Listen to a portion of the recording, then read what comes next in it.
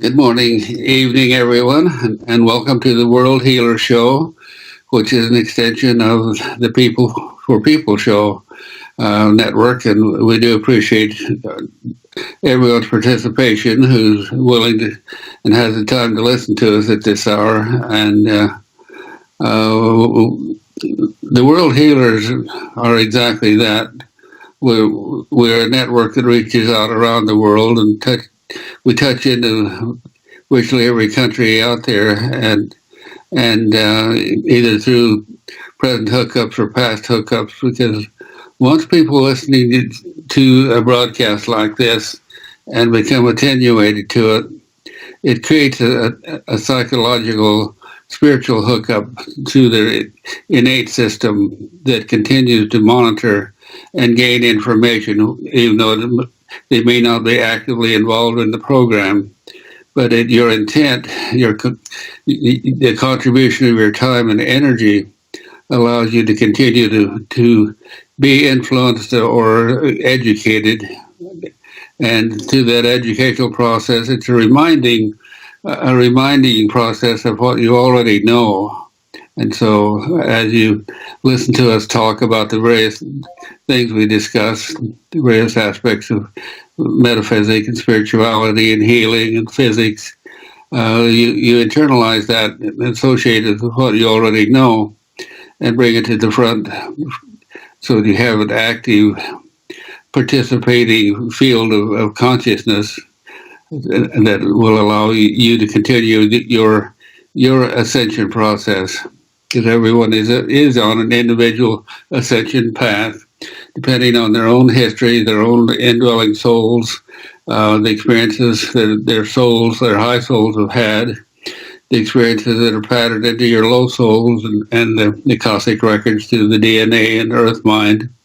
So it's really a wondrous experience that we're all involved in this ascension of consciousness, and returning back to the memory and exploration of who we really are, and in the process, shifting the consciousness of humanity constantly to a higher level of awareness, and the ascension process through the DNA of stimulating more and more DNA, so we have more capacity, more capability, more understanding of how things work. So that's the process. And today our subject we agreed on with Angel at the last show would be exploring souls. What are our indwelling souls, and how do they function? How do they work? And what's our understanding of how we can utilize the potential and power that is there in our high souls? And we just got a note from Angel. Let me see what that is.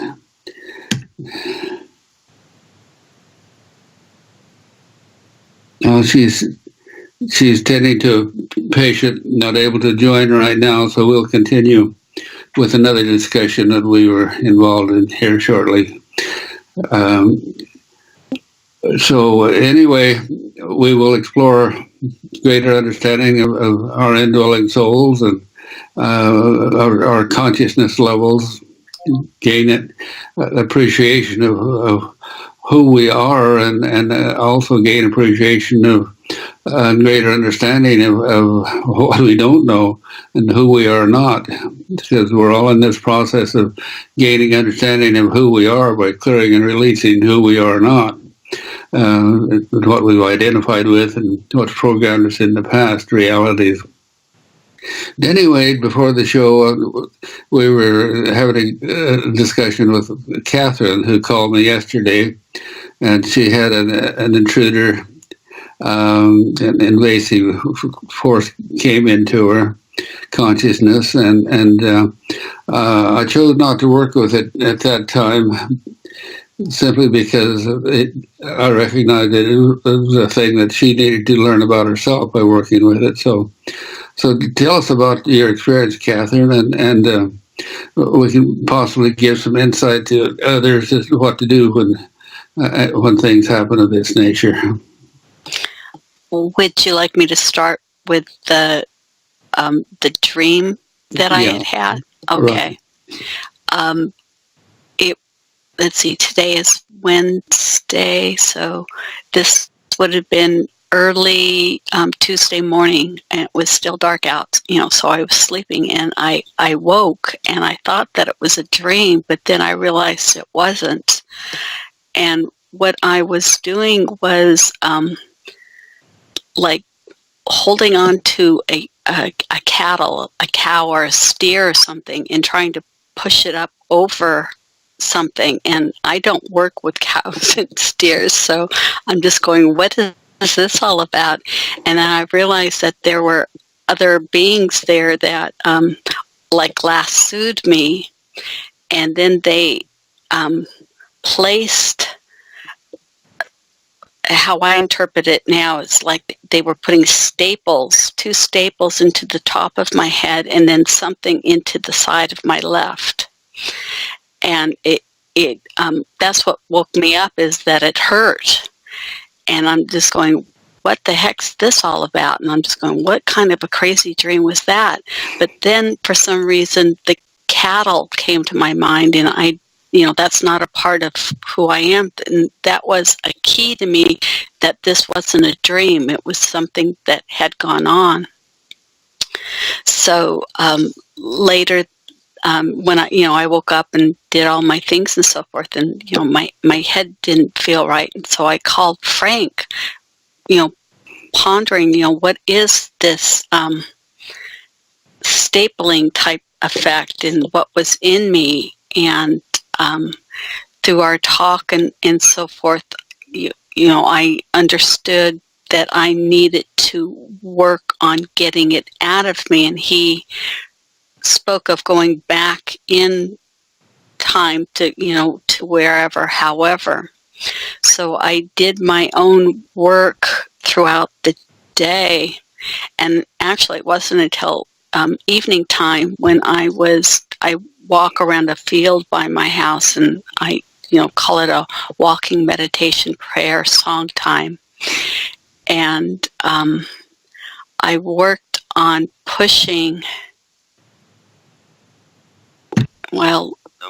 releasing whatever. It was almost like a box that was stuck into the left side of me. And that was, I thought, was going to be more challenging to get rid of, but it wasn't. That was the easiest. Then on the left staple point, they almost went 2 and 2 together, but as it was being removed, I could feel it almost as if it was a tentacled type apparatus. So I know that it was taking up within me. There's a tree that I am kindred with on my walk, and so that's where I did most of this work at. And that's where I realized that on the right side, it was more of like I was hooked, like a barbed hook. And how do I say? What I do, and I don't speak of it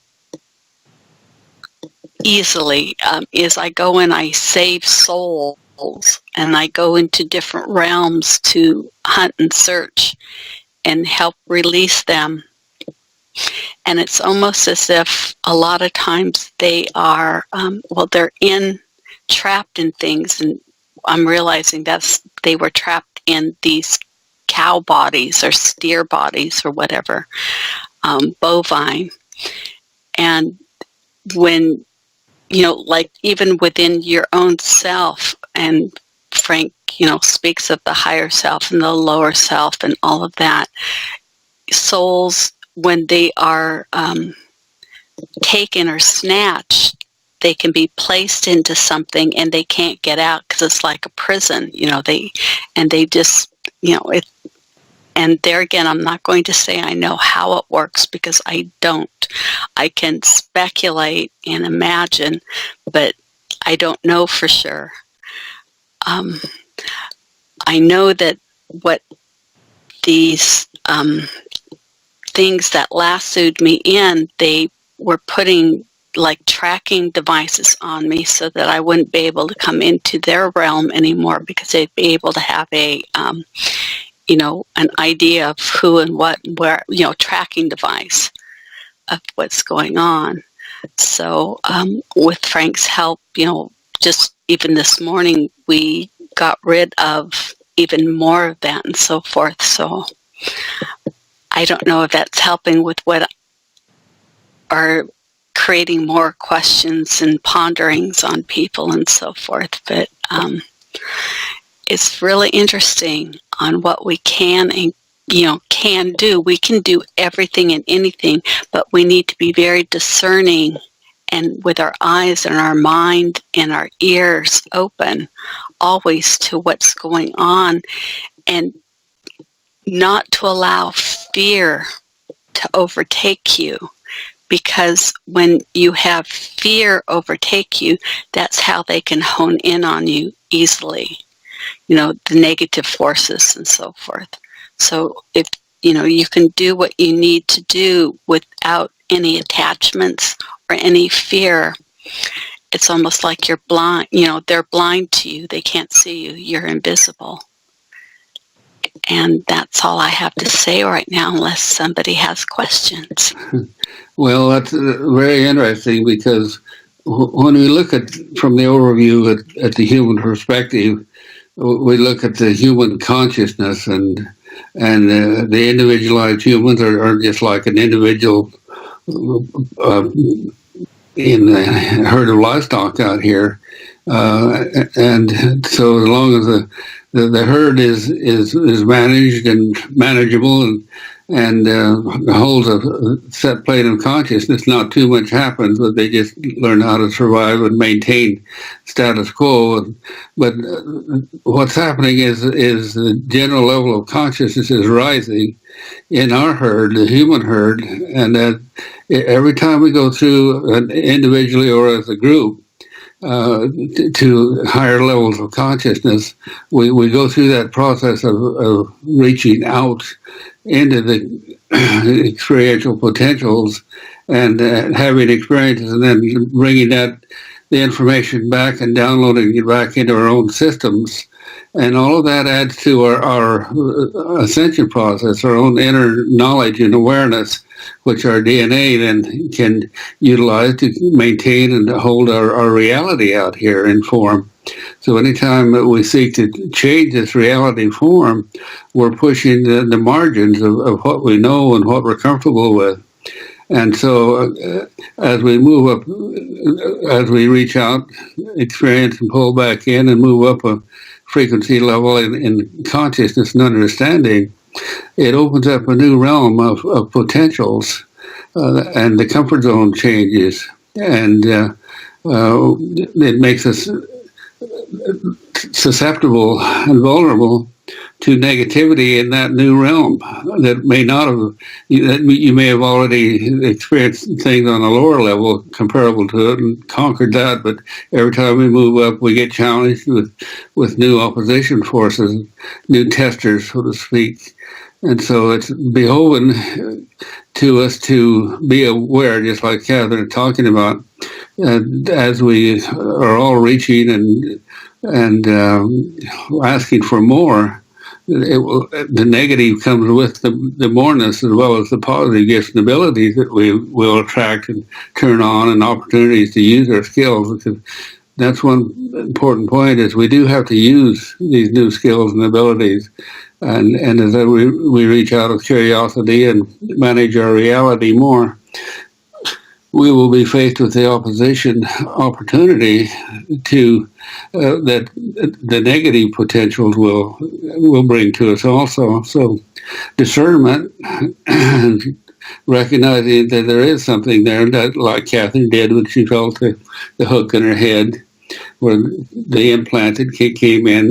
Well, what do I do about that? Well, that's where you fall back on intuition. You reach your higher source of consciousness and power, like in your oversoul, your guidance, and or you reach out to someone who may have had experience in that plane of consciousness wherever you're working. And this becomes very critical when you're working in cross-dimensional realities.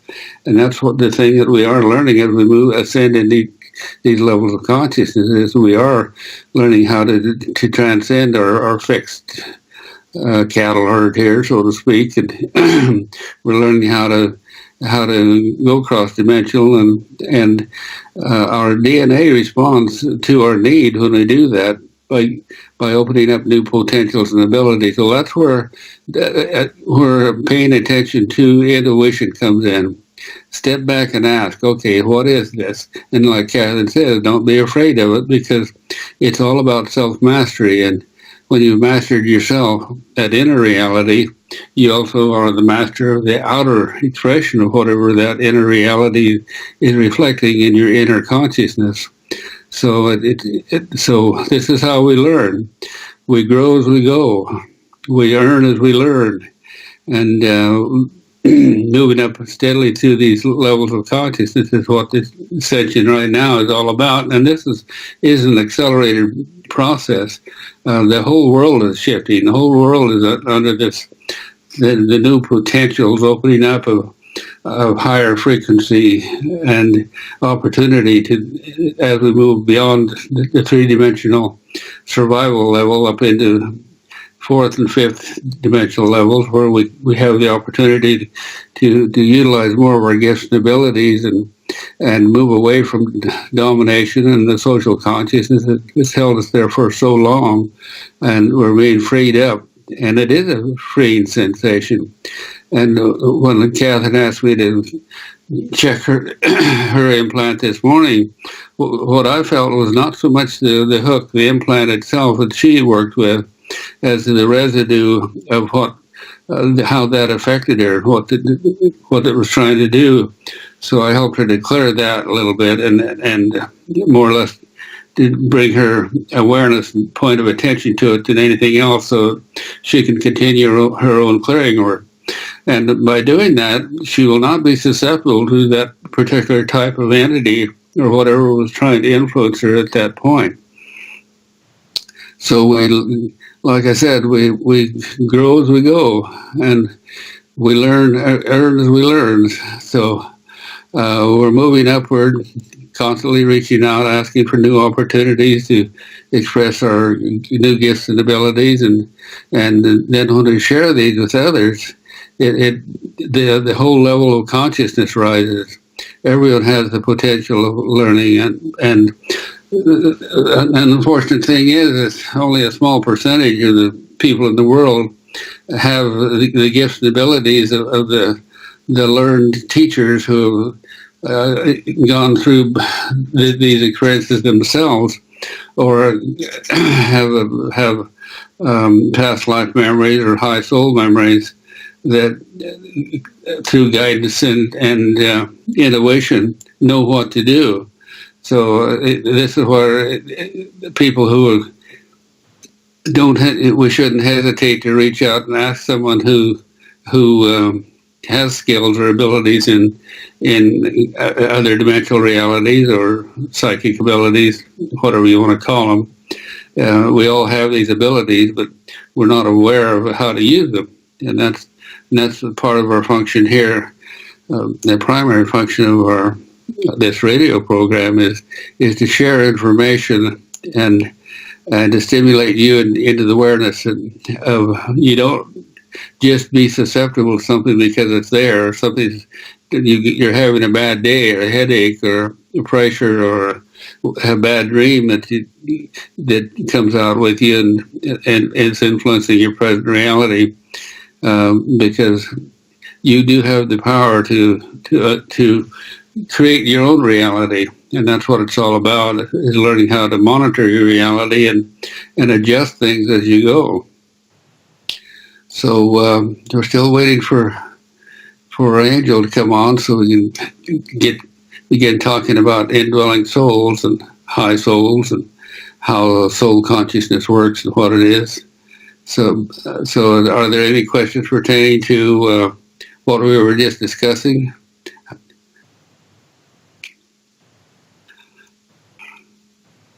Where do you step back into to open up and be able to see what's going on?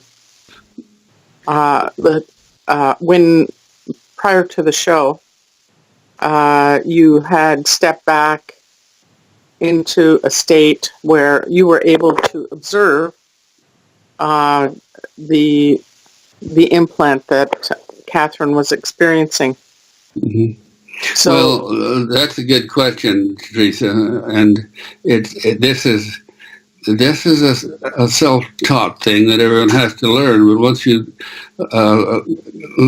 gain the capacity and understanding of what you are capable of within your own system, it's quite easy to learn how to do these things. And it all begins with how you manage your point of attention, your awareness, where you have your mind focused. And right now in our discussion, of course, we're working with the frontal lobes of our brain in our conscious mind. And our conscious mind is, even though it's the active, interactive, linear one out here, it's the stupidest one that we possess, actually, because it's everything that it works with is a learned procedure. Either it's what as you grew up and become educated in the ways of life and survival, your learned mind begin to manage and take over and control the deeper inner mind, the intuitive psychic mind, so to speak, the innate mind. And so, but the conscious mind is probably only 5 to 10% of our reality out here that we interact and deal with. It's the survival level of the mind. It's oriented in the three-dimensional reality and draws on past experiences and training and programming and what you learned in your family as you're growing up and the things you've done just experientially. That's all downloaded into your earth mind, the Akashic records, which is your deep subconscious mind, and so it feeds information into your conscious mind daily, hourly, minutely, and minutely as you move along through your day. But it just is an expression of your active surface senses, like your eyes and your ears and your 5 sensory organisms. It's gathering information, and you process it on the desktop of your biocomputer, which is the frontal lobe of the brain. But that information that you're working with constantly, even as you're listening to me now, your conscious mind is relating what I'm saying to what you've already learned. And so if it works for you, then you accept that, acknowledge it, and it becomes part of your working process. But an important aspect of that is the frontal lobes of the brain are a very short-term memory, and that's where you make your choices. But the functionality of the hard disk, your biocomputer, which is the chakra system, that functionality, you have to literally learn, if you want more from that than what just spontaneously comes with to feed your conscious mind, you have to learn how to step back into what I call stepping back into that field of consciousness. And it's quite simple. It's just awareness that it is there, that you can't step back and ask, and it will feed information up into your frontal lobes of your conscious mind. And so the principal way to do that is the realization that anything you're thinking about with your conscious mind is actually rising. The information that's feeding it, either from the past or from intuition, is coming from your deeper inner brain system. And so when you have your point of attention on something, the frontal lobes are very linear. You can only think of one subject at a time. A plus B equals C. It's rational, reasonable, and but the awareness is that as you're thinking about something with your conscious mind, the information is actually rising from your body somewhere, from the wherever it's stored, or from the Cosmic records, or reaching out through your vibraports for lateral planes of consciousness, which is in the morphogenic field of human consciousness out here, drawing information from other people. Or it's reaching upward into the oversoul, which is higher consciousness, and pulling down intuition and inspiration. So, and that information is delivered to the frontal lobes of the brain. So here's the clue. As you're thinking about something, you step back with the question in mind, the question you need, and you close your eyes and do this now as I describe it, so you'll get the feeling of it, because it's all done with feeling. All right, we're thinking about how to access the subconscious mind. So just relax back, take your mind out of the frontal lobes, the linear thinking process, and just step back into that open state of awareness that is your inner mind and operates primarily through the pineal gland. You take your point of attention back in your body and open up and feel. And the information you're asking for, when you are thinking about it with part of your attention and with your conscious mind, you can feel wherever that information is stored in your body. So right now we're asking to feel, where's my psychic center? Where do I go to gain information? And you'll feel a pressure kind of above your chest, above your heart and your chest. That's a field of consciousness that has to do with feeling and well, I don't know exactly how to explain it, but that is a psychic center. Also, you have that's where a lot of your psychic abilities and information are stored, is in the upper chest and through the 0 point in the heart, the spirit center. So, when to answer your question, Teresa, when I go to Catherine, and everyone can do this now, I don't think Catherine will mind, you sit back with Catherine's need in your mind, the need to feel that intrusive force in her brain, and we're going to go back in time a little bit, back to when she woke up from having the dream. Just step back in that step back state, think of Catherine, come into resonance with her, and feel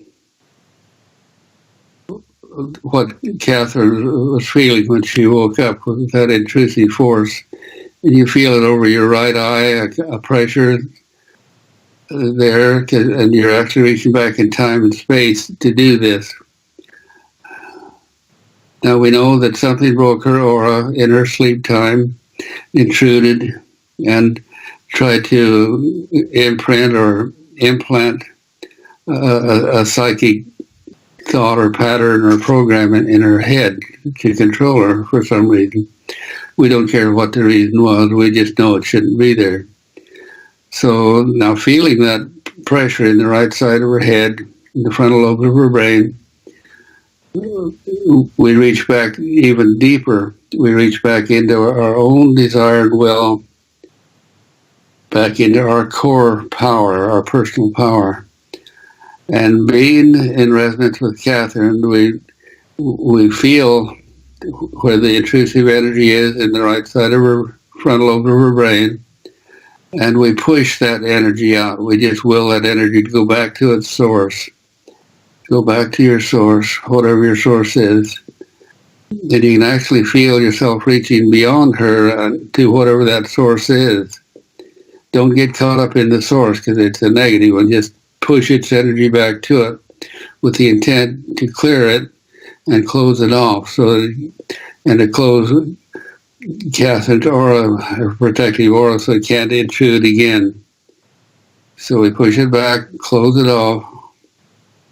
And the instant you do that, you feel the pressure go out of the frontal lobes of your brain. And you know that that's a healing process. You have healed whatever that intrusive force was. And then you can step back out in your frontal lobes and think about what you're doing or continue the conversation, whatever you want to do.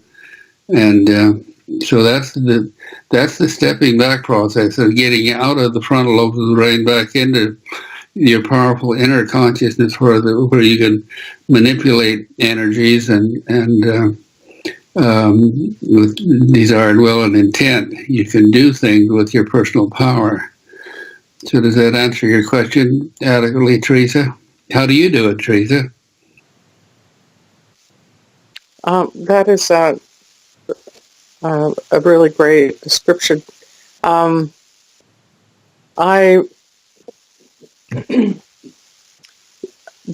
I tune in to a person, I find that it's that connection with that person is very critical, and I will listen to the frequency of their voice and their presence, and really merge with that frequency. And that frequency for me is kind of like the entry, the front door, so to speak, to be able to enter back into those layers that you talked about. But I find that for me, that connection is what's most important. If I can't feel it or sense it, that connection to the person that requires the assistance, then I can't feel anything, I can't see anything. So I really, really need that connection to that person. So what I'll do, if a person comes to me, I'll make a time to do a clearing for myself, so that I'm clear and there's no influences from my own interpretations or any other debris that might be stuck on me. So I really need to be clear, and I also need to be grounded and connected to source. And then it's like an infinity loop that goes from when I'm in the step back state through my heart into the earth, in connecting with Gaia. And then as I come back upwards, I bring up that energy of the earth and that connection, as well as with source, so that it's like an infinity symbol. And then I set another infinity symbol into the past and the present through the 0 point of the heart, and left to right, so the masculine and the feminine. And so essentially it's the six, it's the bubbles that you've talked about, the spheres that you've talked about in your book. But I just use the infinity symbol so that it is connected at the heart space. And then I can expand from that outward, and like a bubble going outward, and what bumps into that bubble going outward, I will get glimpses of,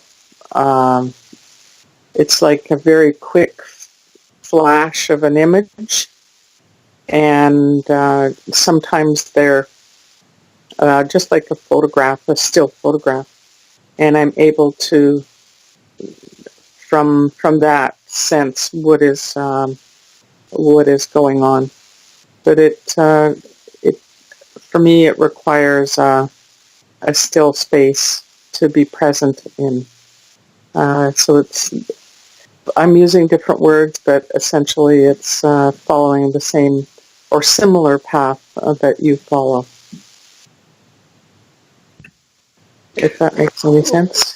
Well, absolutely. That's a beautiful explanation of which everyone has their own system of how they do things, because everyone of us have a different observational point and perspective and a matrix of understanding of what's going on. And so when we're trying to describe or define something to someone else, just download the general information and then use your own interpretive mechanism or matrix to define what to do or how to do it. For example, we have a question here from Yolenzo, 77. When they send the energy back to the source to affirm that energy can never go out to another or to harm another person. Yes, that's an important point, but here's another point of realization. When you step back out of the frontal lobes of the conscious mind, the linear mind, you're stepping back into the subtle energy field of the subconscious mind, and it's nonlinear. It's quantum. And so rather than trying to affirm something with a long-winded affirmation, what you do, what's more effective when you step back in there is to know what you want to accomplish with your intent. And you're creating an orb of energy when you do that. So when you create this orb of energy, and like when we were trying to block an invasive energy, you send that orb out, like that intent, that impulse of energy out, and you incorporate it, your intent of whatever it is you want to do. And this is done with feeling. The more feeling, the more emotion or power or energy you can put with it, the more powerful it will be. And so people who use affirmations, long-winded affirmations, they're struggling to understand that the real power between the conscious mind and the subconscious mind is the simplest you can make an affirmation, the more effective it will be. Because what you're doing is incorporating desire into will when you create that orb of intent. And so desire is the need, what you want to do, and will is the impulse of energy that you project outward. It's and that's the most effective affirmation you can come up with is to incorporate it in the desire and will and the intent in that orb of energy, that impulse of intent that you put out. Because the subconscious mind, when it's listening to an affirmation, it has to internalize that itself and figure out what the heck it is you want to do with it. Well, desire and will is really where the power is. What is it? What do you want to do with it? Subject and adjective. Frank, this came to me as you were describing that. So whenever we are happy, something just joyous has just happened, you can do an affirmation of, I am happy always. And because that feeling of happiness is within you, you don't have to look to create that feeling because it's already there. So call it, just a piggyback, easy way to do an affirmation. Well, or you can put love with it. Love Same thing, yeah. is the universal energy that sustains everything. Because love is just a term we have to explain what God force is, and so with the word always, so that it's always there. Mm-hmm. So when you intend something. If you do it from the heart center, which is the 0 point where everything, all of our intent goes anyway, it goes into the 0 point and resonates out into the standing wave of creation that you're manifesting in the next moment of now. So from the heart center, you can project love along with your intent of what it is, or visualization, or what you're doing is empowering and manifesting it into form in a stronger, more powerful form of intent.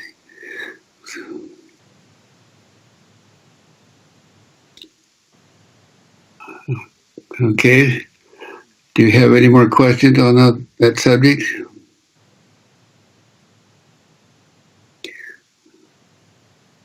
Well, we can drop back and talk about entities more too.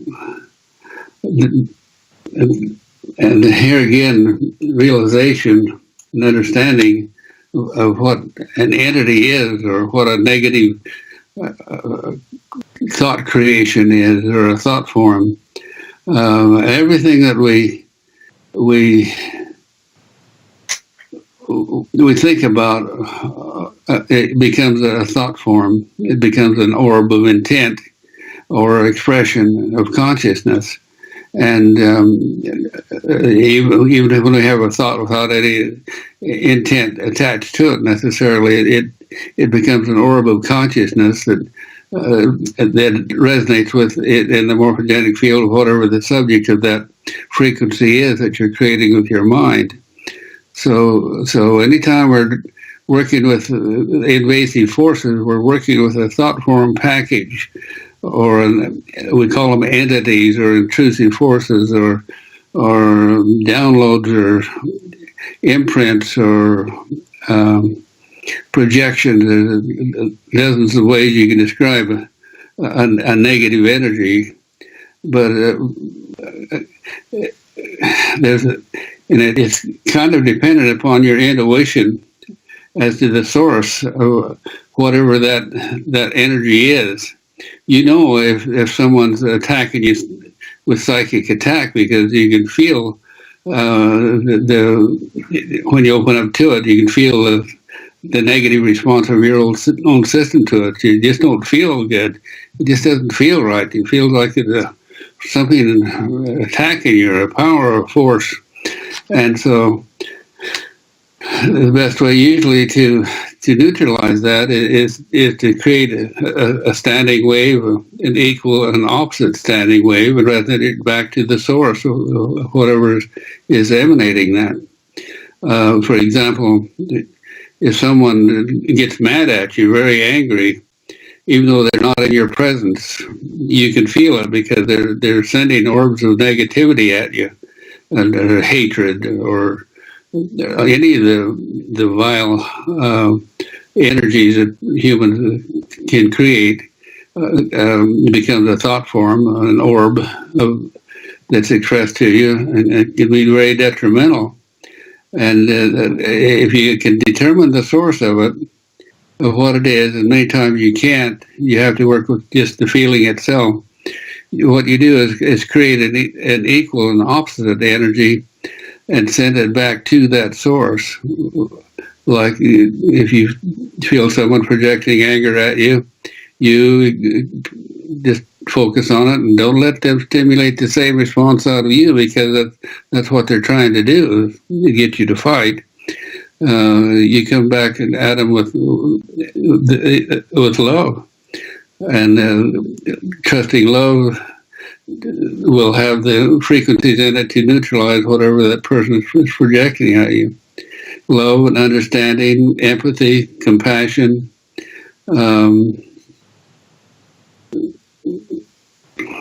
peace, harmony.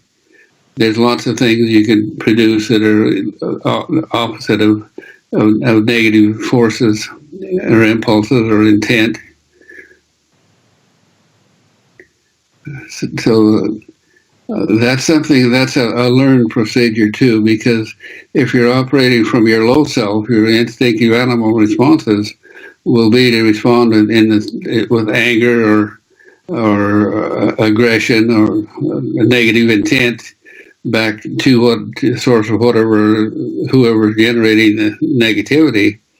But if you learn to shift into your high self, and operate from your high soul instead of your low soul, you can easily overcome and neutralize those energies and forces. You know, Frank, a lot of times, call it, well, it doesn't matter. Whenever I feel something coming at me and so forth, is like I'll almost just turn around and laugh at it, because laughter is light, enlightening, and so it breaks the vibration. So whatever is being sent at me needs that steady stream, and laughter makes it go static, so it just breaks it, so it can't come at you. Meaning that if you can't find the love or the goodness, most people can find laughter, and laughing at whatever's coming at you will give you a chance to get yourself grounded and do. Well, beyond that is the realization that any energy coming at you has to have a similar pattern of resonance within your system before it can affect you or stimulate you. And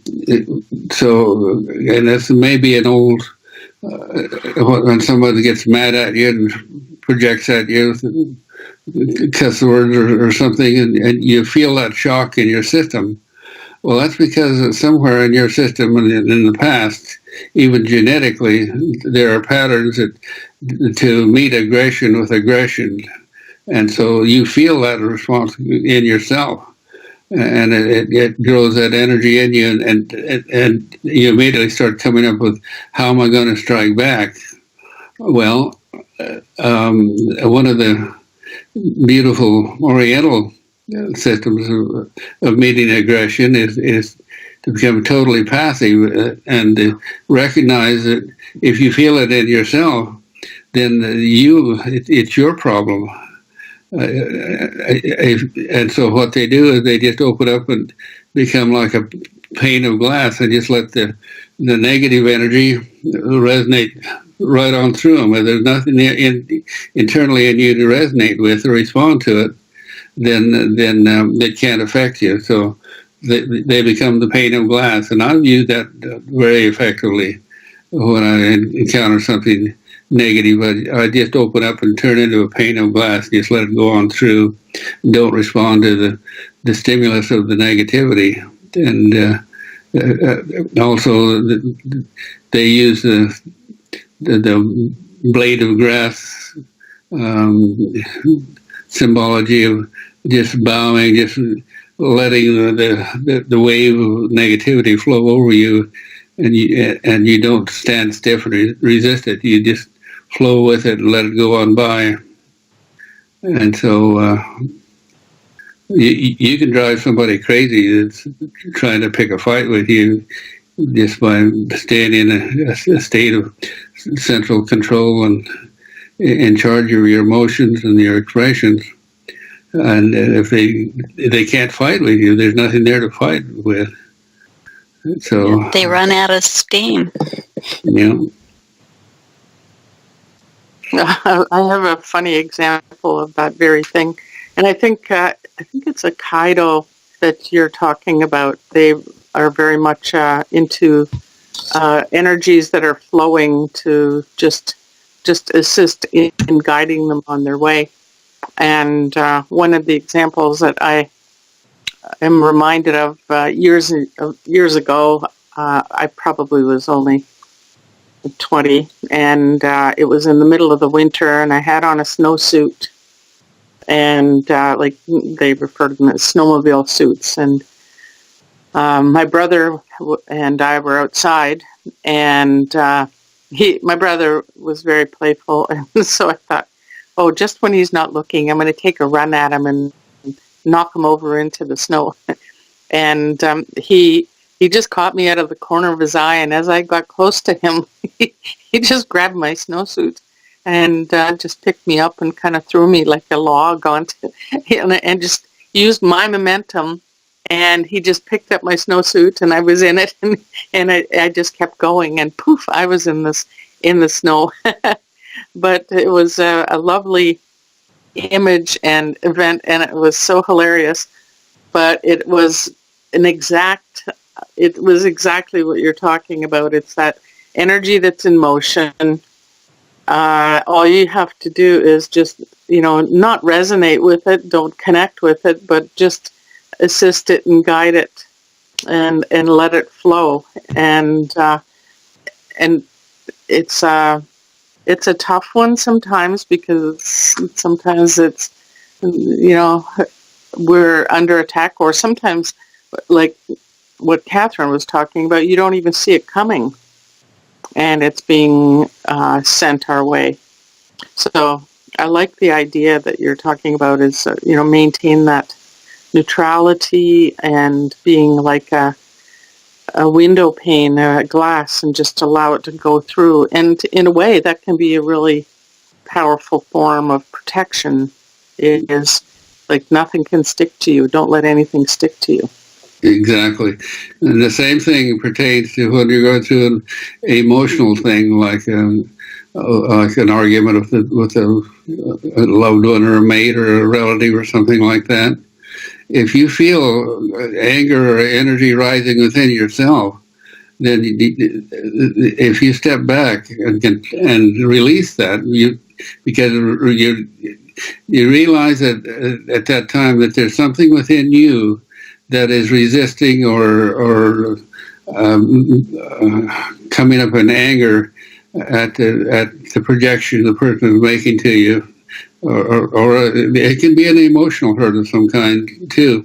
If you feel that within yourself, you can just not respond to it, just not absorb it exactly, but let it pass on through you. But part of this is one of the most powerful techniques of self-realization and advancement in higher consciousness, is learning how to recognize within yourself when you have patterns or forms or experiences may not even be yours. It could be your parents or something patterned in your past lives or in the Cosmic records. If something rises up in you in response to some force or some challenge, or then you realize that you have that, and it becomes your problem and not the problem of that. And so you elect to let it be the other person's problem and not yours. You just let them vent or clear out, and don't accept that neutrality. And this is hard to do in the case of a shocks or traumas, like things that in a relationship, or you've been hurt by someone's actions or activities or things of that nature. But it can be done, and so. When you let your hurtness overcome you, that's more of an ego thing. I know, going back to letting things go through you, goodness, this was so many years ago, I don't even remember. I know that I was being attacked by a shaman want-to-be. And it dawned on me, this was like way before even knowing you, Frank. I was just sitting, I go, okay, how do I do this? What do I do? And it came to me, become love. And so I did. I just became love, meaning that I thought of something that I loved unconditionally. And that's what I kept in my mind until my body just became that too. So it's disciplining your mind not to wander and so forth, but just, stay focused on that love of being that love, of knowing that love, and thinking of something that you love unconditionally helps with that emotion. And then I realized whatever this person was sending to me just sailed on through because there was nothing for it to adhere to. So like attracts like, and if you are being attacked or if energy is coming at you and so forth, if you become, say, that pane of glass, or you become love, or you rid your body of all unhealthy ego feelings, there's nothing for it to adhere to, so it will just sail right on through and not be there. And then you get just to laugh and do a dance afterwards going, I did it, next time I'll do it even quicker. Well, another important point along with that is that in job situations or where you're involved with people that you have to work with, you have to get along with, and they irritate you, or they keep challenging you or doing stupid things to you. Every one of those builds up a resistance or a pattern of resistance within you, where it starts to affect you personally, your health and your well-being and your capacity. But particularly in a workplace where you're working with people you don't like, or you resent, they cause resentments in you, it can really get you down and be an unhealthy situation until you learn how to just let it flow through. Don't send back any resistance, or don't let your mind bring up any opposition energy or arguments. If it, and this is hard to do in cases where somebody's projecting negativity out here, saying something, and you really can't do anything about it. You just have to take it. And I'm thinking about bosses that rag on their employees and things like that. If you don't accumulate the energy and let it build up, or if you feel it building up, you can step back in your awareness and put your point of attention on whatever it is that's bothering you, and feel it in your system and push it out. Just wrap some of your energy around it and push it out. Just clear it with intent. And this is the clearing the way process, virtually, of how to manage your reality instead of being subjective to it.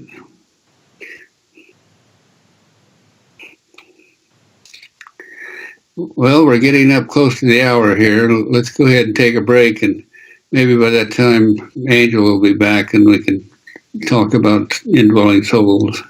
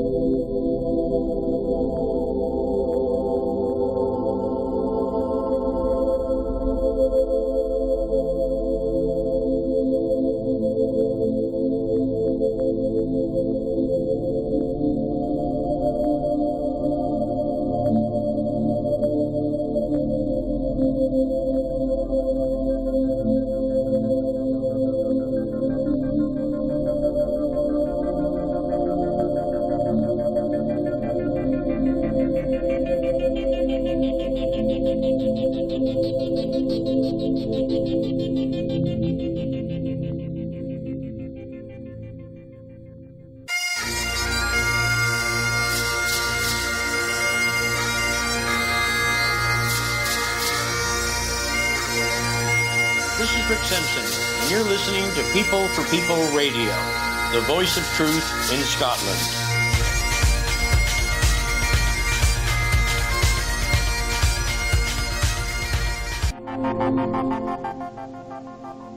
All right, we're back on the air again. Well, Teresa was just talking about the word love and the terminology and how it's misused so often. And that this is why our language is so inadequate when it really comes to talking about metaphysical things or spiritual things. The Indian, the East Indian language of India they have over 1,000 terms for energy, ways of describing energy, and subtle nuances that instantly communicate what they're trying to talk about. And we just talk about energy. Well, love is an energy, and it's like Teresa was talking about. Love is the source energy of consciousness of God that comes to us, that breaks out and manifests the form of all things. Love is the intent of the God force through frequencies of energy and light. Love is literally light, and light has over 10,000 frequencies. Well, probably a lot more than that, but within that, our perception of light is, and color and sound and everything like that, is just one small portion of all the frequency of light. And the same thing pertains to love. And love, all those frequencies of light and love interacting within the intent of consciousness is what creates the standing wave of reality, that the physical reality that everything exists in. And so it behooves us really to understand love and how to use intent with love, or how to frame our intent in energy that well, I don't see. I don't even know how to explain it. Look out, cat. The word compassion is almost in the same category. What is compassion? And so many of the spiritual gurus and teachers, like Gandhi and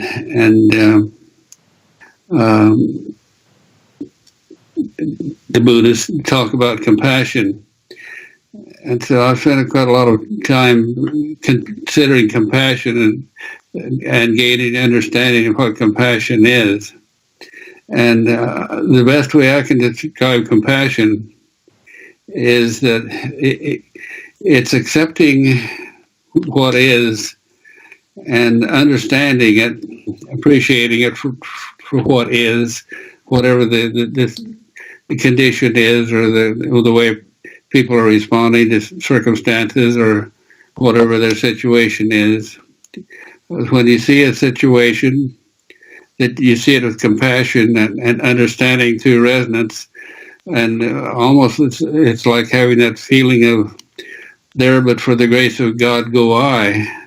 And once you can internalize what the other situation or that another person is in, and empathize with it, that's not to get caught up in the energy of it, but to understand it, and then use the power of love to help the other person or the situation to adjust itself and bring it into a more compatible state.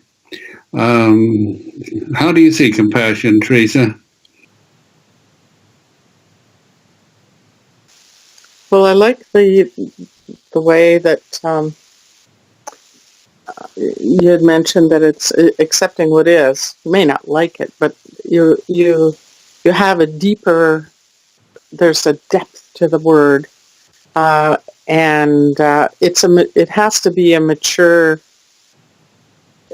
perception, in that acceptance. You don't necessarily have to like it, but the depth is perhaps grasping where that person has come from, what they're feeling. And so let's say, for example, someone lashes out at you, and it doesn't, they're lashing out for one reason or another, and it's almost as though they are giving you their pain. Maybe they are in pain physically or emotionally or something, but you don't have to experience their pain.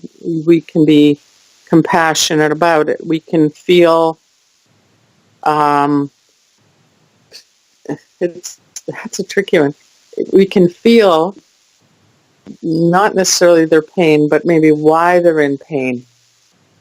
And it gives us a better way of comprehending the overall situation. And when we do have compassion, it gives them an opportunity also to be themselves or be into that place that they're experiencing. We don't want to stop an experience midway. I mean, that just adds to a trauma. But being compassionate, I think, is quite possibly one of the most healing acts that we can perform for one another, by being in that place of allowance. And it reminds me of one of the first knowings that I came to years ago. And I asked Spirit, or my higher self, to please show me anything to prove that there is that existence. And I said, but please don't tell me in a way that is long and drawn out, because there's too many words. I need a metaphor.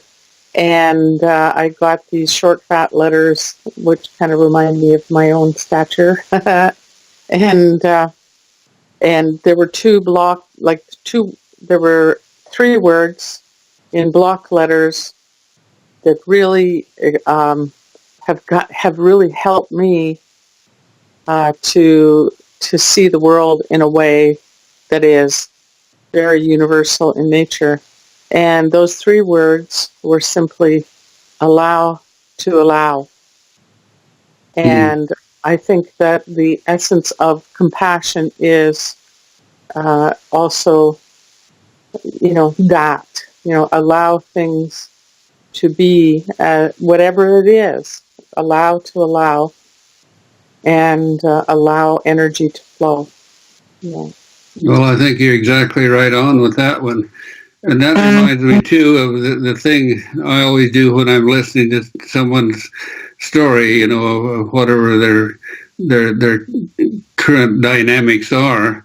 I always step back away from it and go what I call going underneath the dynamics to the energetics of what is really causing the situation. And I do this with listening to everything, even on television. If they got some big rant going, I draw back and go underneath the dynamics to the source, and it really gives me an explanation of what their problem is. And then I can neutralize the problem with intent and compassion. I think that's really what compassion is being able to go underneath the dynamics of any situation and allowing it to be what it is. But if there is a solution and an equal and opposite energy can be manifested to offer that. Most human nature works from ego, and ego does a comparison. So when people listen to someone's dis-ease,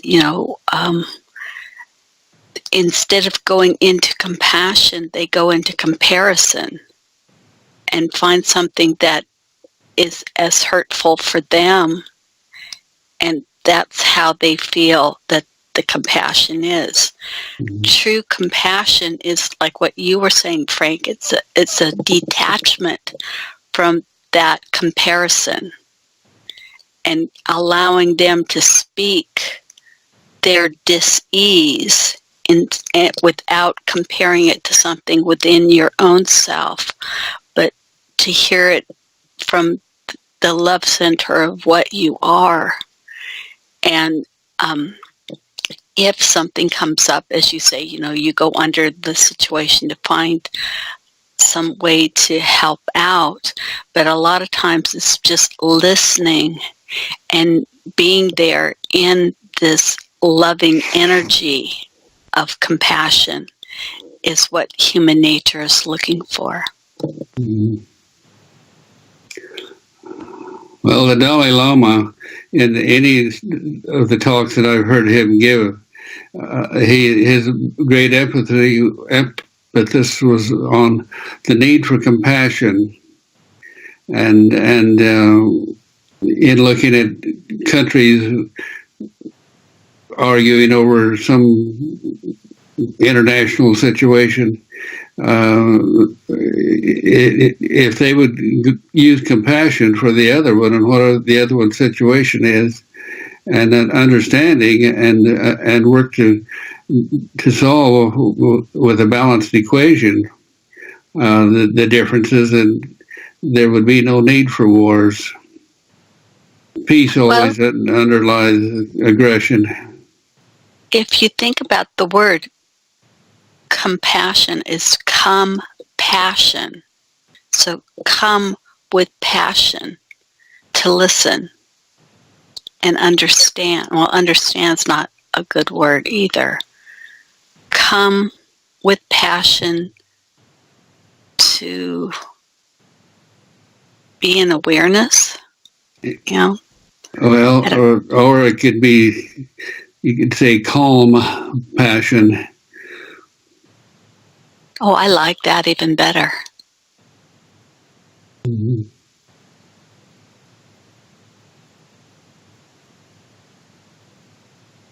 Do you have any requests for healing in the forum today?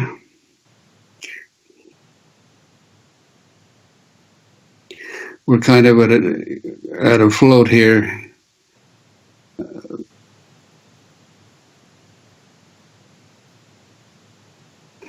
There don't seem to be any requests for healing. Okay.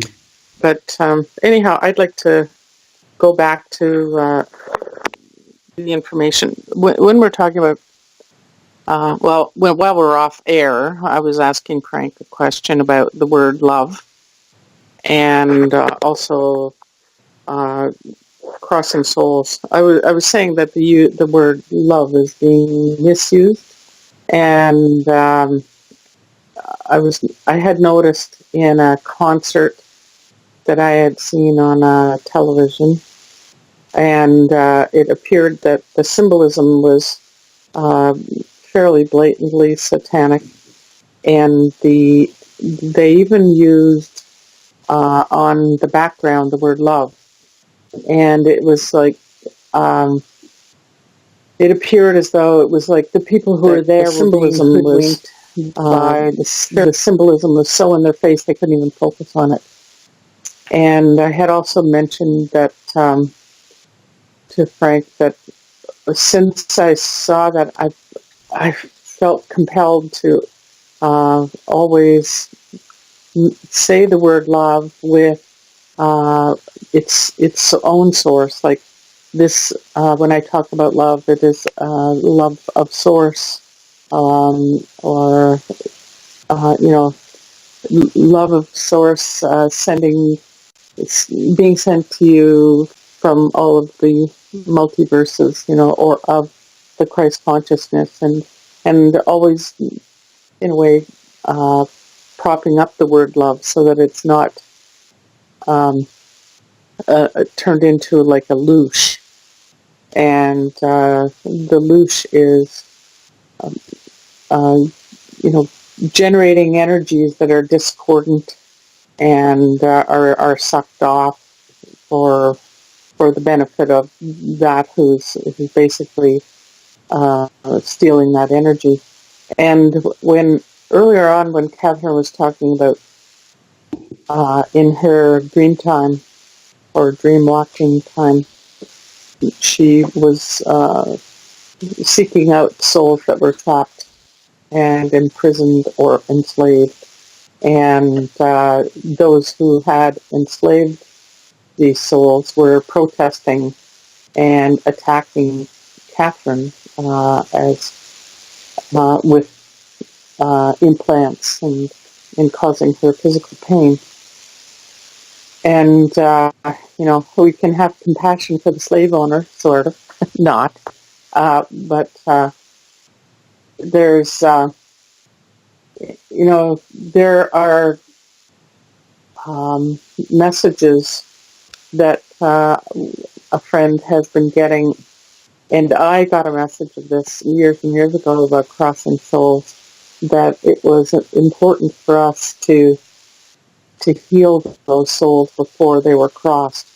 And just recently, it's been a practice that I have taken on, and my friend announced to me, she said, Teresa, I've gotten this message that we really, really need to put them in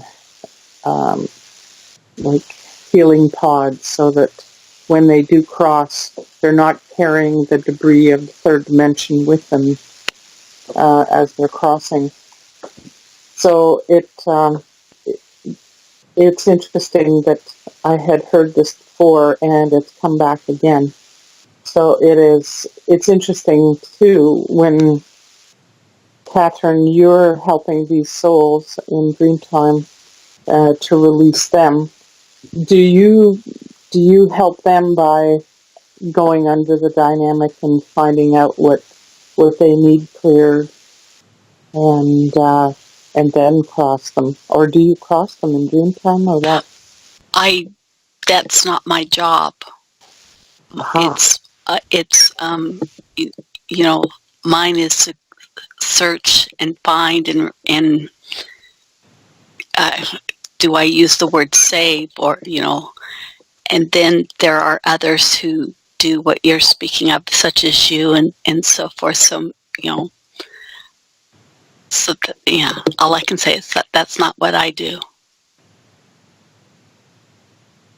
Well, my observation, as much as I've been able to go cross-dimensional and see the afterlife, is that there's a period of rest.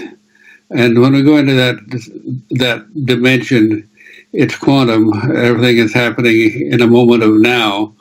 But in that moment of now they go into this state of consciousness where people get to be their self-observers of their lifetimes and to look at the wrong choices they made and clear things like karma. And the whole purpose of that is to assimilate the lessons of life and internalize them, so that when they come out of this rest period, they're ready to go into another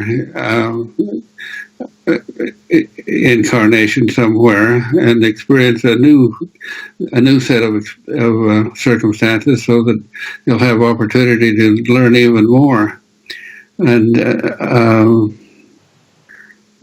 my observation is that if you go into the linear side of that process, there are angelic beings, higher state of consciousness beings, whose job is to welcome and take people into this rest area and help them to remember and clear and release and nurture and heal.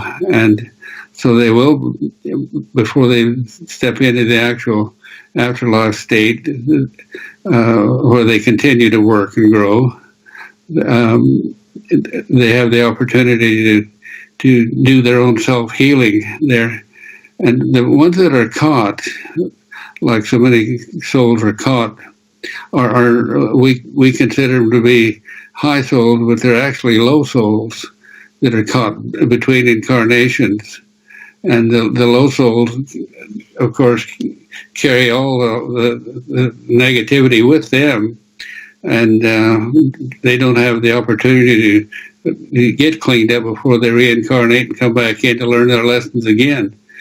That's why it is said that what they go out with, the low souls, they'll come right back in with it again, and in attracting circumstances where they have to, through choice and learning and growth of consciousness, learn how to do it right.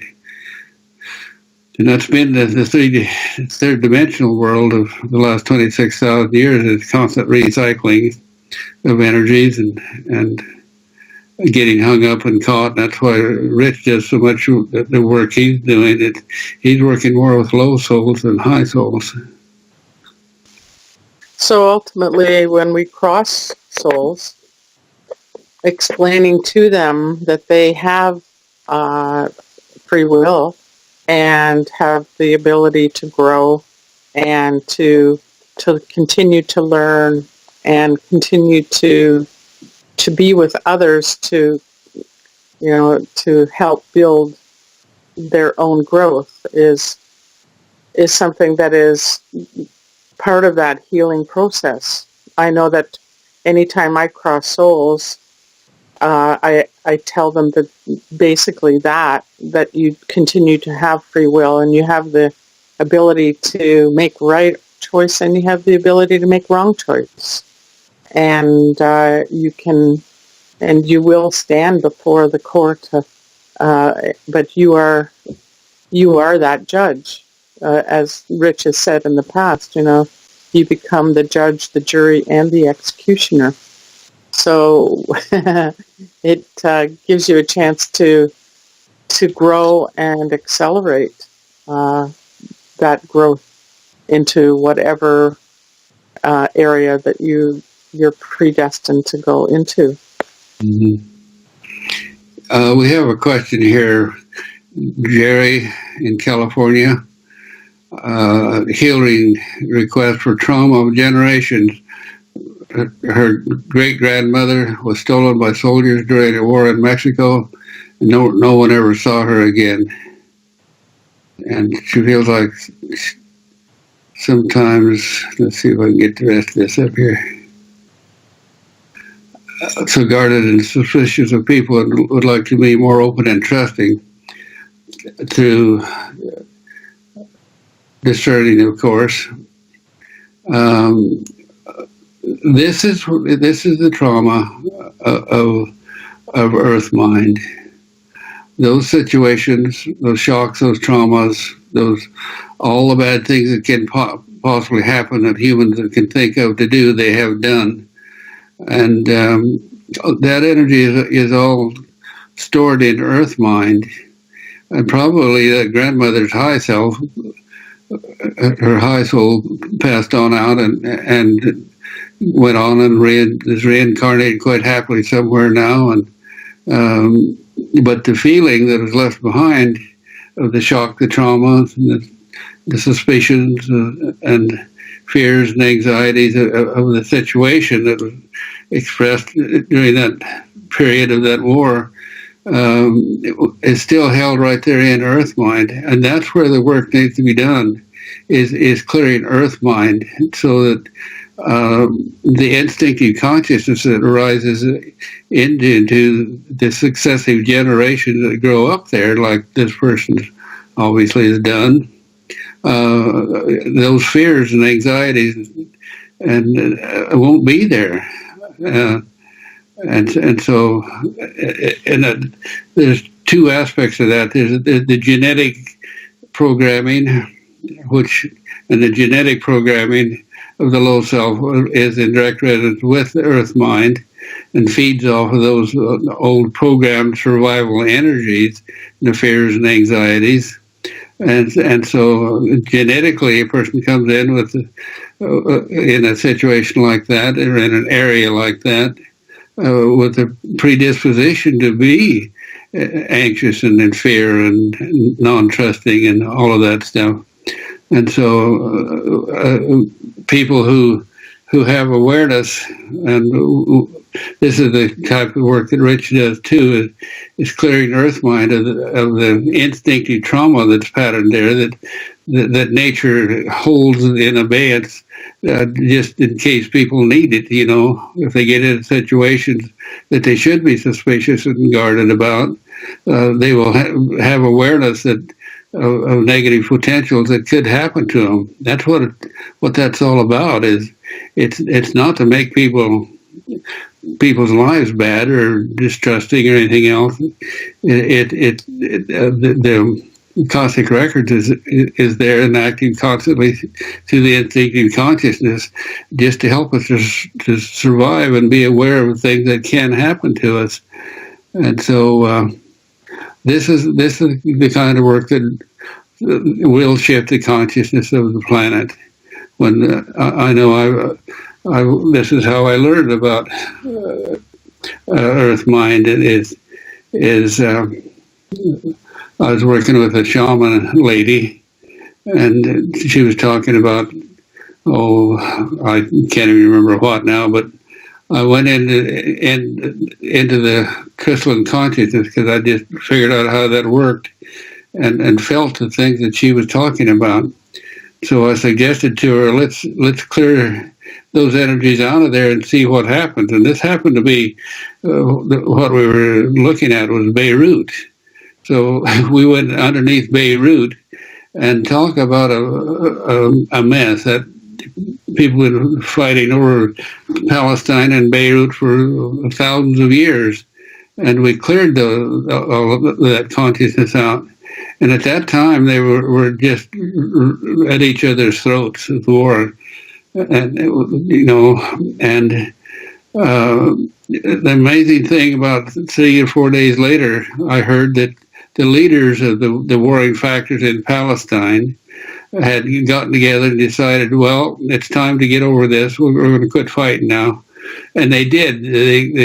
They had a truce, and that truce lasted for over 10 years before the governmental factors caused it to start up again.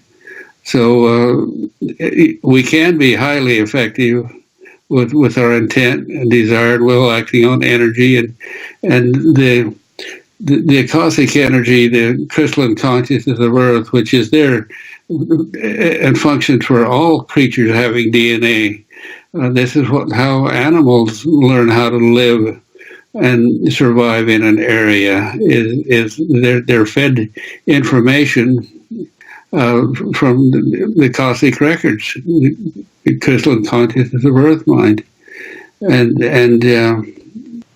I've had experiences where an animal population was not doing well in a particular area, and I've cleared the consciousness of Earth Mind pertaining to that, whatever their situation was, and it would neutralize it, and they'd clear right back up, and through their own choices and desire to live, they would create a positive reality for themselves.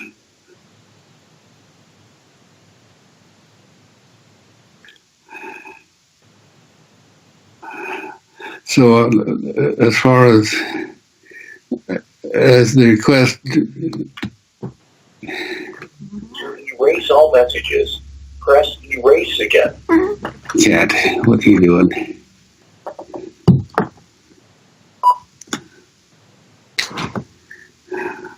Okay, are there any more questions? I think Jerry was asking for assistance with that as a clearing.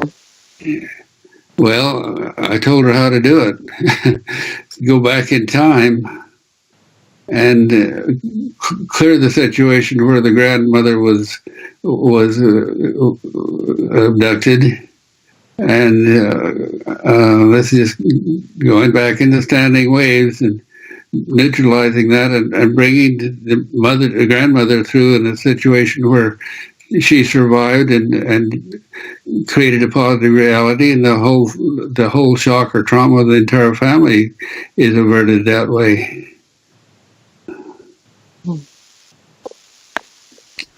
Could you also just go through and do like a Ho'oponopono and do a forgiving? Well, yes. Well, I'm just trying to think of how to help her out, with different ways that you could do and do it. Well, Catherine, you understand the power and functionality of Ho'oponopono, so you do that for us, will you? lead us into understanding of how to do it and do it for her? Yes. Well, that's what I'm sitting and pondering within myself, and perhaps the two of you could help me with this, is would we want to go into is it great-grandmother's essence of Yes. her part of the earth mind, We'll go and into say it from her aspect, or say it from the family? go beneath the dynamics of the war itself and the whole situation, and clear all of that type of energy out of there. How do I say that, Frank? Yes, I understand, and that's what I do when someone else is leading and talking it. But since I have to have my conscious mind on what I'm going to be saying and doing, I'll rely on one of you to go that deep for me, please. Well, let's have Teresa do it. She's wonderful at that type of thing. Sure. Yeah. Bless you, Teresa. Okay. All right. So everyone who is listening, and to you, Jerry, we go back and we'll connect with your family and with your great-grandmother in Mexico. And be in a place where you are within your heart. So step back into your heart. You can breathe in that light into your heart. Be connected with Source. Create, like you're reaching up through your crown into Source, and bring back down that masculine energy into the heart. And now drop down your spine into the heart essence of the goddess, the feminine of Gaia, and come back up into the heart space. And we connect with the feminine. So visualize like an infinity symbol reaching out into the feminine to the left, coming back into the heart space in the center. And now reach out to the right and connect with the masculine. And we also connect with the past. Go back into the past and into the future. So you are connected in all dimensions, time frames, realities. And now we connect with grandmother, great-grandmother, and invite her to recreate a positive reality with a beneficial outcome. So visualize grandmother, or bring in with you those you wish to travel with you to guide, guard, or protect you. And we travel back in time together through the back of your head. You just visualize like a pearl necklace string that's strung out straight out in front of you and seemingly going off into infinity. And travel back in time to before this trauma occurred. And we are all traveling with you. And go back before that time, before the time of the trauma, and you can see it coming, so you know how to avoid it, and create a script, perhaps you could call it, of a very beneficial outcome that goes around the event and comes back into the now as a beneficial outcome. And we clear all of the earth mind in that time frame. We clear the energies, the memories, the cellular memories, the epigenetic memories, the genetic memories, and clear earth mind, clear the Akashic records of that event, And we spread that out further to clear the earth mine of warring factions that are territorial, that are all driven by ego and fear. And we cleanse that and clear it and push that energy up and out and into a toroidal field, just like the shape of the magnetic field of the earth. Place it into the southern part of that field, and with intention, we see it transmuted into beneficial healing energy and is surrounding the lands of Mexico and into the golden grid around the earth. And we bring in the source love of source light and place it into the earth, sprinkle it into the earth so that the animals can feel the cleanliness, the humans feel only the positive, beneficial healing energies of peace and compassion.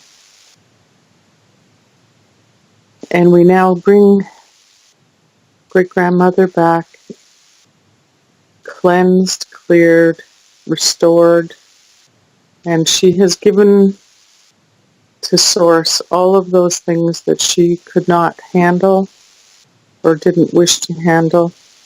Give it to Source and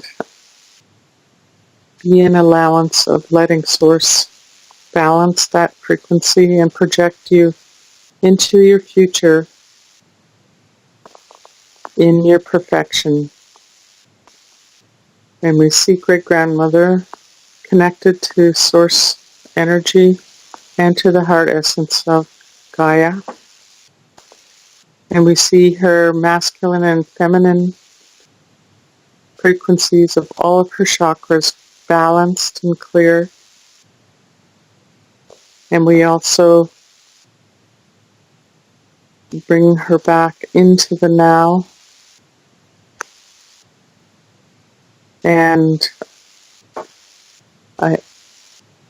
I just douse that her low soul has not been crossed. And so this process that we have just done essentially has created a beautiful healing for her, and fill all of the spaces and the spaces between the spaces of great-grandmother with all of the love of Source and all of the love of Source of all of the multiverses. May they come into her heart and into her experiences. And we now offer her a crossing, so we call upon the angels to open the portal. And we say to great-grandmother, through the power of the divine within, we now read you the Book of the Dead and look only into the light of Source and return into the loving arms of your soul family. And so it is, as above and so below. And we call upon the angel to close the portal. Thank you, thank you, thank you. It is done. Thank you, Teresa. That was beautiful. Now, folks, you should understand something. Teresa is not just murmuring an affirmation when she does this. She's expressing an intent to her connection with Earth Mind and to the angelic forces that hold the form of the reality of that region, the moment of now in that region. Because of the clearing work she did, there's a new feeling, a new consciousness in that entire region, and it actually happens. And now the people that are living there will feel differently. Their choices will be different. Their observation of each other will be different. Their interaction will be different, more positive, more in dominion, rather than responding to the old domination forms that was implanted in that region. And so it's just like when we change the potential of the earthquake situation in the Pacific Northwest, it actually happened. There was no earthquakes up there, where the 2-3 different governments and our own governmental agencies and scientists all over the world were predicting massive earthquakes at that time. It didn't happen. So looking at what we do and going underneath the dynamics of what we do, which is what we always have to do. It's not just what we express. It's go underneath the dynamics and feel the energies, the power, the effectiveness. That's what we're here to do. And this is the big lesson we're learning, is how to be co-creators and create our reality instead of being subjective to the reality that's been created for us from the past experiences of consciousness. It's a whole new conscious reality out there. We all get to participate in it. We all get to share it. And the new dimension, the new so-called fifth dimension, is going to be a response to all the good. Okay. All right. So by healing myself and great-grandmother, it emanates out and heals others in the region. It took place. Yes, that's exactly right. I was just explaining how that works. That the entire region, because of your concern for your grandmother, we made it a healing for the entire region. And also, it genetically cleanses that pathway that Jerry was experiencing. Also, for Jerry had expressed that the feelings of like mistrust or suspicion and those anxieties. So that frequency that was in place from that time of war has been shifted. It no longer exists, and we've gone into that place of that quantum field, that God, that source energy space, and connected with all that is, and that is now transmuted. And for those who are new to some of the words that we use in terms of transmutation, one of the loveliest terms that I learned about transmuting energy is, like, for example, if a child comes up to you and is crying that they've hurt their hand or their thumb, let's say, and they hold their hand out to you and you kiss their hand and tell them everything's going to be okay, it's all better now, and off they go and they've forgotten about the pain. And ultimately what you have done is you have, as an alchemist, you've taken the pain and kissed it into love, and you've completely shifted that energy, and it shifts equally that intensely with the clearing that we've just participated in. So it's not just cleared the region, but it certainly cleared the standing waves that the entire family feels. You'll feel that falling away, and it's just not there anymore. It doesn't exist. Yeah. And so it is.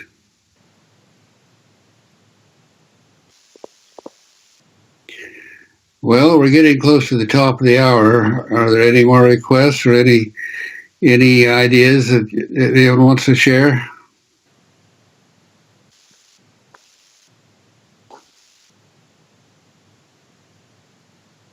Actually, I'm going to be doing a talk at a dowsing day in a city in the region of Toronto, and I'll be touching on the topic of crossing souls.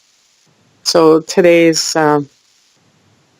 story, or today's chat, will certainly be a part of that explanation and experience. Yeah. So thanks for all of the comments. Mm-hmm. There's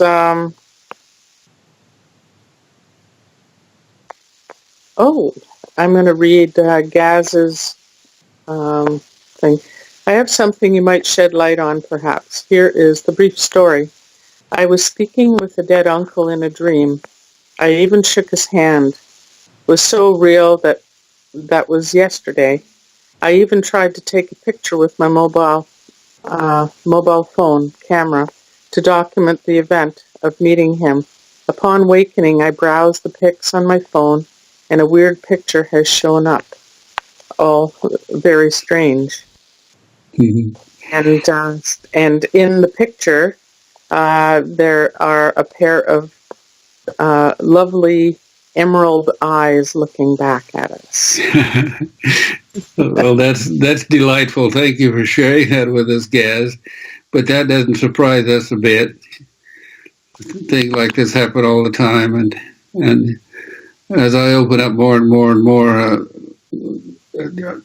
it just astounds me the things that happen and that I can attract or have attracted into my life, and it just gets better and better and better. So believe that it happened and know that it happened. Yeah, you did shake hands with your uncle, and more importantly, understand how it happened or why it happened. Understand that the physics of the reality is that in the 0 point of now, there is no time or space. Everything is in the now. And everything that happened a few moments ago are simply a standing wave now of what we perceive as being the past. But energetically, they are still there. And everything that choice we make in this moment of now, when the 0 point collapses, and that's what it is, it's a collapse of the standing waves. Every expression of intent, desire and will, love, compassion, has an imprint in the future standing waves. And that future resonance comes into form as it moves along in a logical progression fashion in the timelines of what we perceive to be a linear flow of consciousness.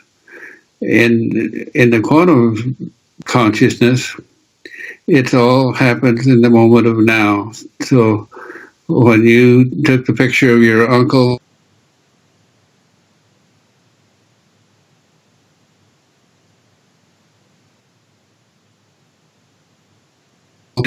shaking your hand in the moment of now. And so the more we understand and appreciate that, the more power it gives us in creating our reality now, because there is no time or space, there is only change. And there is no change unless some consciousness acts upon the standing waves resonating into the 0 point of now. There's nothing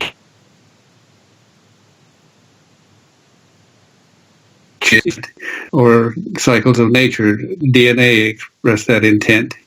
And so the more we realize that, the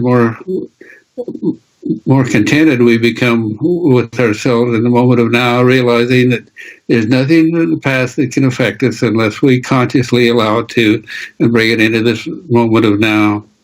There's nothing in the future that is not possible if we project it, desire it, and will it. And so, and do it in a reasonable manner that cooperates and coordinates with everyone else's will and intent, and the standing waves of consciousness that are already there working for us. So it's all very quite simple. And this is the power we have, the self-realization of who we are and what we can do, and this new generation that's coming on that will. Even the children, the indigo children being born now, will know this. And that's what's creating the new reality. So here we are. I want to thank everyone who participated today, and I'm sorry that Angel didn't show up so that we could do the show on souls. But that's we'll just pass that on to next Sunday, and do. It's going to be a very informative show, and gain understanding about what souls are and how they work, and how we can use that knowledge for our benefit and the benefit of the world. And so, do you have any wrap-up words for us, Teresa? I'm excited for Gaz and connecting with his uncle in Dreamtime, and it seems as though that was like a twilight time, or that you're able to actually take a photograph. You had the wherewithal to take a photograph, and that's fantastic. And I'm sure that your love for your uncle during that photograph was enough energy for your uncle to actually project his eyes to actually light up and show the green, that beautiful green emerald color. And they certainly do, they meaning souls, disincarnates, definitely need our energy. They need they need their own energy. And I have chatted with my deceased brother, who says that they need to actually forage for energy to exist as well.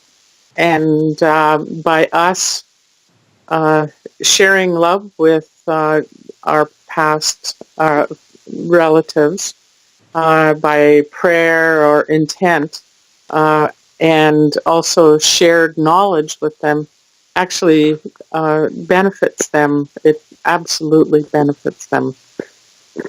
So that was a terrific encounter that you had. I'm really happy for you guys. That's nice. So we're done for today. Thank you. Yep. All right, Catherine, can you take us out on a note of love and compassion? Everybody has it within them to feel the love they are and have compassion for yourself and everyone else there are. Be the love, know the love, feel the love within, and share it with everyone you see. And smile and just begin. I love you. Thank you. Thank you. And thank you, Gaz and Vanessa, for your assistance and your empowerment of this whole process. Goodbye, everyone. We'll see you Sunday.